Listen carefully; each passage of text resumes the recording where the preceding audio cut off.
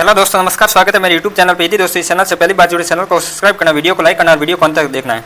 आज हम पीटीटी 2024 की क्लास लेके आए हैं। तो आज के पहले क्वेश्चन की तरफ चलते हैं। पहला क्वेश्चन इसमें दे रखा है कि जोधपुर राज्य की स्थापना राव जोधा ने कब की थी? 1559, 1459, 1113 या 1520? जल्दी से कमेंट के माध्यम से इसका आंसर बता दीजिए कि जोधपुर राज्य की स्थापना राव जोधा ने कब की थी। तो इसका राइट आंसर क्या हो जाएगा? बी, 1459 के अंदर। ठीक है। जोधपुर राज्य के जस्ट 100 साल बाद किसकी स्थापना हुई थी? उदयपुर की स्थापना हुई थी। ठीक है। उदयपुर की स्थापना कब हुई थी? 1559 के अंदर। उदयपुर की स्थापना किसने की थी? उदय सिंह ने। ठीक है। उदय सिंह ने उदय सागर झील का निर्माण करके उदयपुर की स्थापना की थी। ठीक है। एक मेहरानगढ़ दुर्ग कहाँ स्थित है? मेहरानगढ़ दुर्ग कहाँ स्थित है? तो जोधपुर के अंदर स्थित है। ठीक है। जोधपुर में सीढ़ियाटू पहाड़ी पर। ठीक है। सीढ़ियाटू पहाड़ी पर कौन सा दुर्ग स्थित है? मेहरानगढ़ दुर्ग। ठीक है। चलते हैं अगले क्वेश्चन की तरफ। अगला दे रखा कि अजमेर नगर की स्थापना करने वाला सौवन शासक कौन था? अर्णोराज, अजयराज, पृथ्वीराज या अमर सिंह? जल्दी से इसका राइट आंसर बता दीजिए कि सौवन शासक अजमेर का कौन था। तो इसका राइट आंसर क्या आ जाएगा? Ajayraj. B answer is correct. ठीक है। जो भी आंसर बी बता रहे वो उसका सभी का आंसर सही है। चलते अगले क्वेश्चन की तरफ। अगला इसमें दे रखा कि 1119 में तराइन के प्रथम युद्ध में मोहम्मद गोरी को किसने पराजित किया था? विशलदेव, अमीरदेव, जयत्र सिंह या पृथ्वीराज तृतीय? मोहम्मद गोरी और पृथ्वीराज तृतीय के मध्य दो युद्ध हुए थे। ठीक है। एक तो 1191, इसमें मोहम्मद गोरी और वर्सेज पृथ्वीराज। ठीक है। तो मोहम्मद गोरी की इसमें पराजित हो गई थी। ठीक है। और विजय किसकी हुई थी? पृथ्वीराज तृतीय की। ठीक है। दूसरा युद्ध हुआ ना, उसमें विजय किसकी हो गई थी? मोहम्मद गोरी की। ठीक है। दोनों युद्ध याद रखना है कि पहले युद्ध में पृथ्वीराज तृतीय की विजय हुई, लेकिन दूसरे युद्ध में किसकी विजय हो गई थी? मोहम्मद गोरी की। ठीक है। चलते अगले क्वेश्चन की तरफ। अगला इसमें दे रखा है कि हिंदू की उपाधि से सुशोभित किया जाता है पृथ्वीराज चौहान, ये काट देना है, विक्रमादित्य, राणा सांगा या कुंभा? तो हिंदुपत की उपाधि किसे सुशोभित किया जाता है? इसका राइट आंसर क्या आ जाएगा? राणा सांगा को। ठीक है। कुंभा को कौन कौन सी उपाधि दी जाती है? तो कुंभा को एक तो दान गुरु था, एक शैल गुरु था। ठीक है। दान गुरु, शैल गुरु और भी राजगुरु है। ये उपाधि किसकी थी? कुंभा की। ठीक है। कुंभा ने सारंगपुर का युद्ध हुआ था। सारंगपुर के युद्ध के बाद इसने 1440 से 1448 के मध्य किसका निर्माण किया था? तो विजय स्तंभ का निर्माण किया था। ठीक है। ये भी याद रखना कि विजय स्तंभ की स्थापना किसने की थी? तो कुंभा ने। कब की थी? 1440 से 1448 के मध्य। ठीक है। और सारंगपुर युद्ध के जीतने के बाद। ठीक है।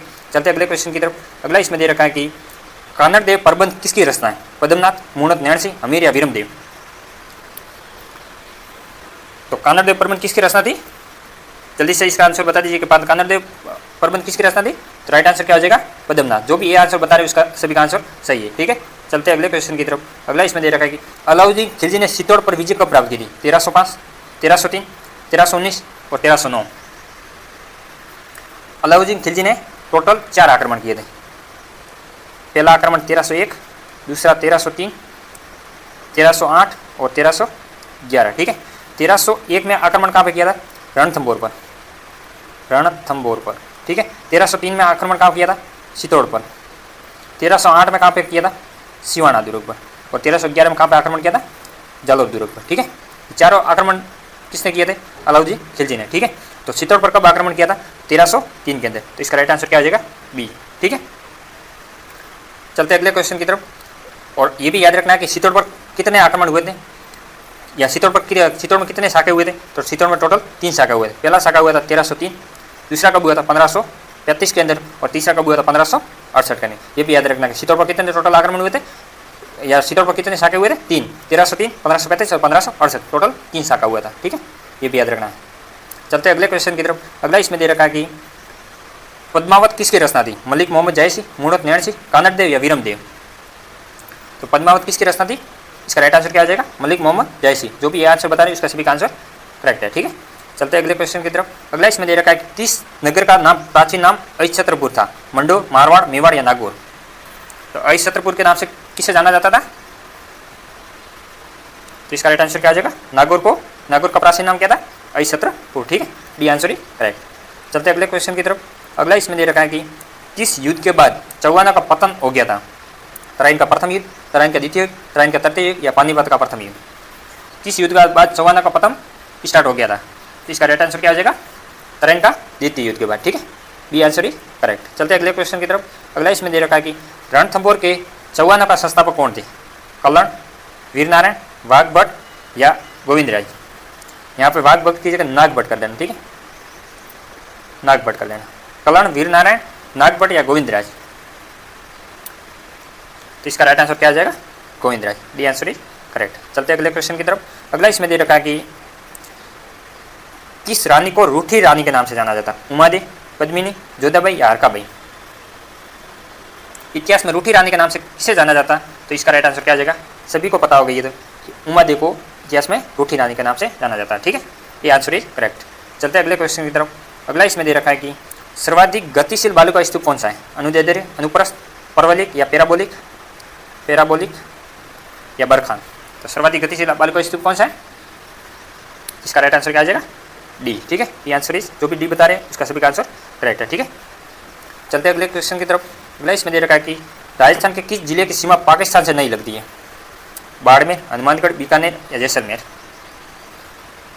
सभी को पता होगा पाकिस्तान की सीमा कितने जिलों से लगती है? तो 5 जिलों से लगती है। कौन कौन से?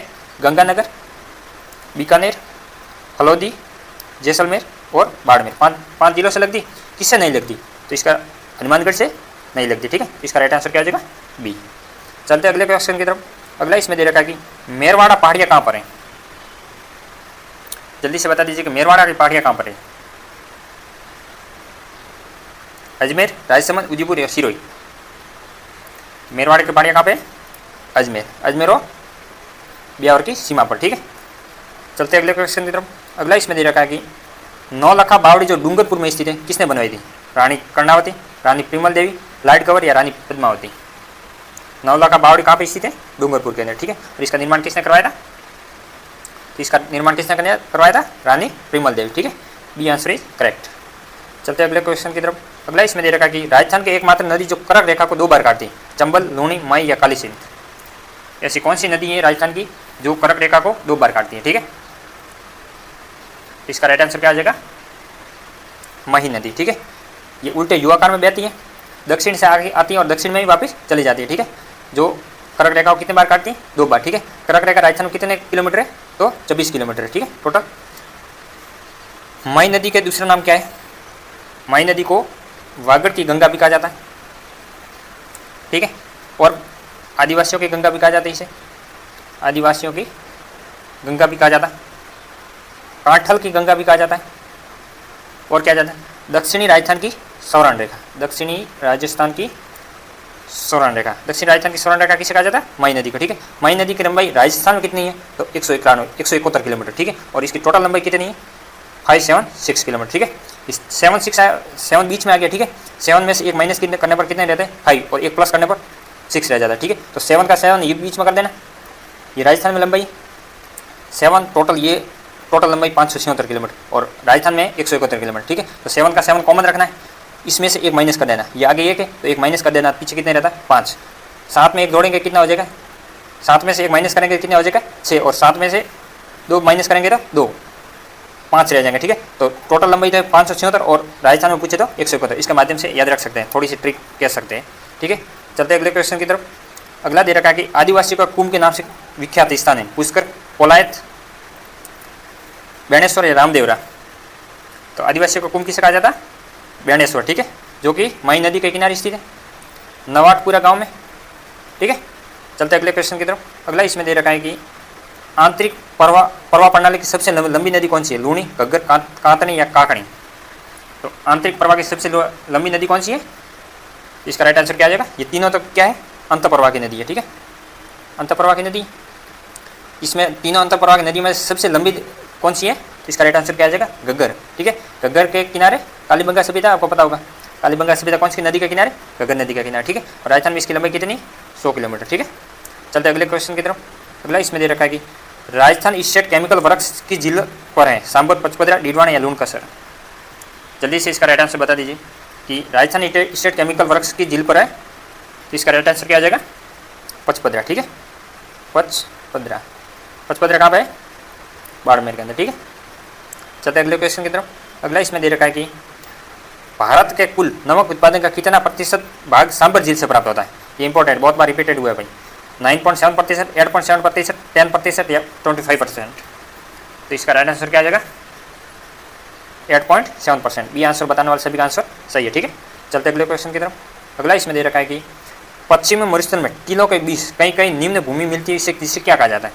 जैसे मरुस्थल में धोरे हो गए, इस धोरों के बीच में ये जगह है जहाँ पर पानी इकट्ठा हो जाता है, ठीक है। इस भाग को क्या कहा जाता है? नाली, तली, रन या टाट, बालू का स्तूप। आपको पता होगा बालू का स्तूप क्या होता है? रेत के धोरों को बालू का स्तूप कहा जाता है। नाली क्या जाता है? जैसे घग्गर नदी का प्रवाह हनुमानगढ़ स्थित, हनुमानगढ़ में क्या कहा जाता है? इसे नाली कहा जाता है। तली क्या आता है? थली और तली, आपको पता होगा। थली और तली, ऊपरी भाग को थली कहा जाता है, निचले भाग को तली कहा जाता है। और पश्चिम मरुस्थल में रेत के टीलों के बीच में निम्न भूमि होती जो पानी इकट्ठा जाता है उसे क्या कहा जाता है? रन या टाट। तो इसका राइट आंसर क्या आ जाएगा? सी, ठीक है। चलते अगले क्वेश्चन की तरफ। अगला इसमें दे रखा है कि राजस्थान का पुष्कर मेला किस माह में लगता है? पुष्कर कहाँ पे पड़ता है भाई? अजमेर में पड़ता है, ये तो पता होगा आपको। ये किस माह में लगता है? अक्टूबर, नवंबर, फरवरी या मार्च? तो पुष्कर मेला कब पड़ता है? नवंबर माह में, ठीक है। B answer is correct. चलते हैं अगले क्वेश्चन की तरफ। अगला इसमें दे रखा है कि चंद्रभागा पशु मेला किस जिले में पड़ता है? झालावाड़, बांसवाड़ा, जैसलमेर और डूंगरपुर। तो चंद्रभागा पशु मेला कहाँ पे लगता है? झालावाड़, ठीक है। झालावाड़ को क्या कहते हैं?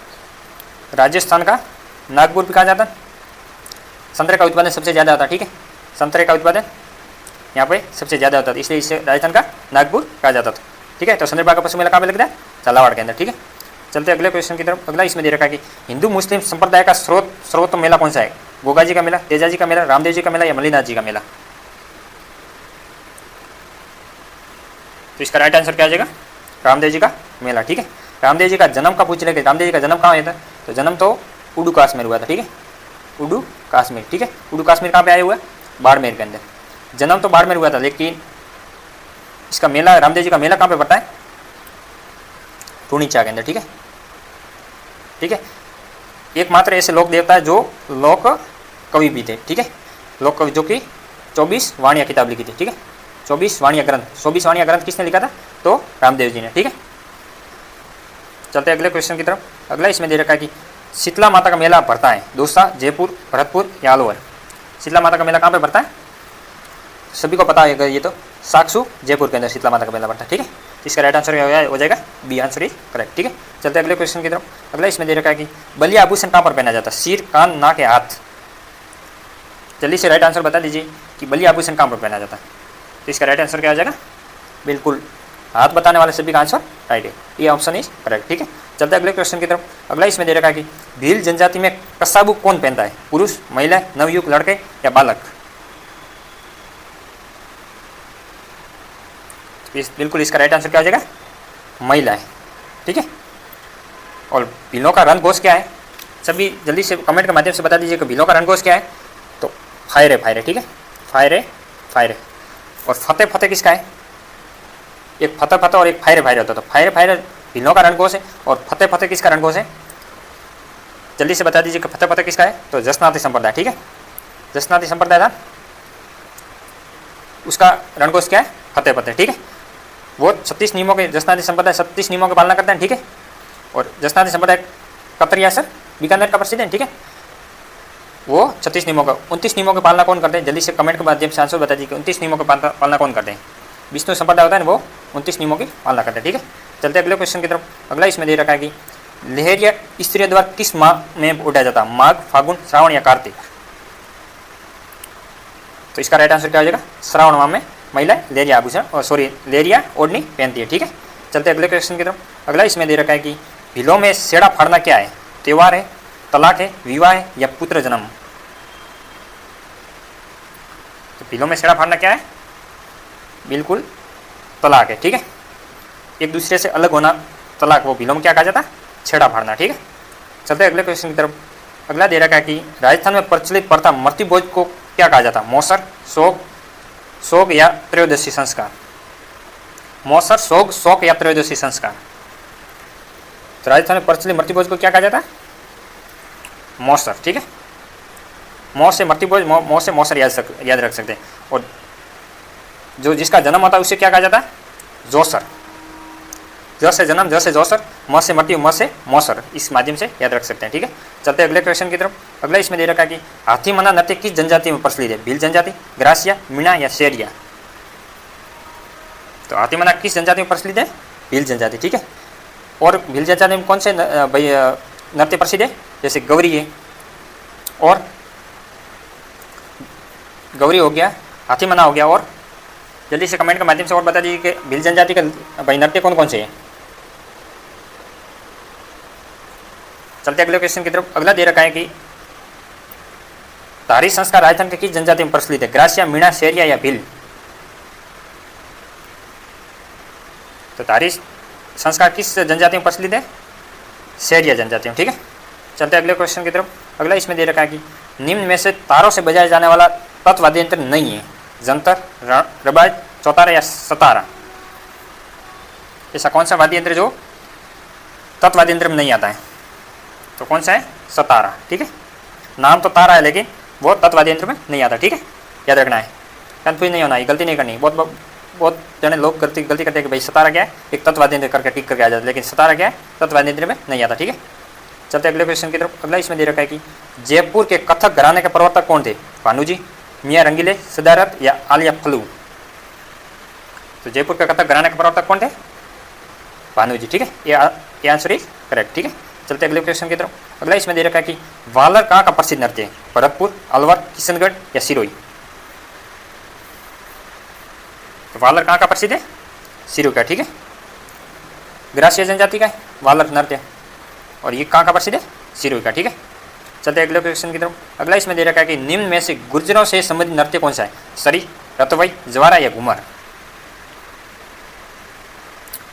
तो गुर्जर कौन सा नृत्य? सरी नृत्य। ठीक है, सरी नृत्य का महत्व भाई कलाकार कौन थी?